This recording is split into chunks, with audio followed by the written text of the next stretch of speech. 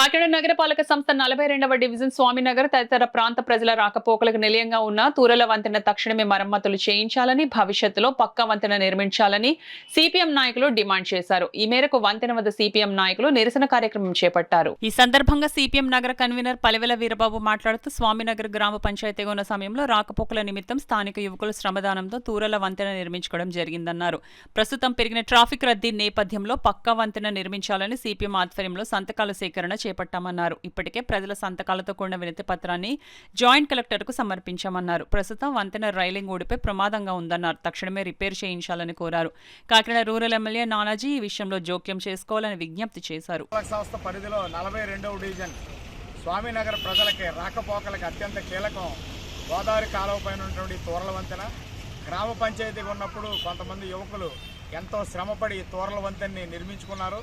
కార్పొరేషన్లో కలిసినా కానీ ఈ ప్రాంతంలో పూర్తి స్థాయిలో రాకపోకలకి ఇబ్బందులు ఎదురుతున్నాయి.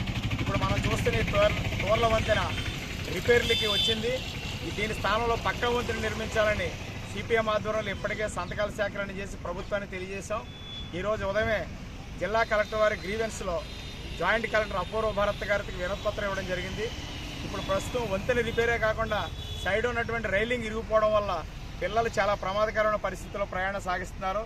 నిరంతరం కాకినాడ రావాలన్నా, స్వామినగరం వెళ్ళాలన్నా, స్వామినగరంతో పాటు చుట్టుపక్కల ప్రాంత ప్రజలకు కూడా ఈ వంతెనే చాలా ఆధారంగా ఉంది. కాబట్టి జిల్లా కలెక్టర్ వారితో పాటు గౌరవ ఎమ్మెల్యే గారు కూడా దృష్టి పెట్టి తాత్కాలికంగా ఈ వంతెన రిపేర్ చేయించాలని, తర్వాత పక్కాగా వంతెన నిర్మాణం చేపట్టాలని సిపిఎంగా విజ్ఞప్తి చేస్తున్నాం.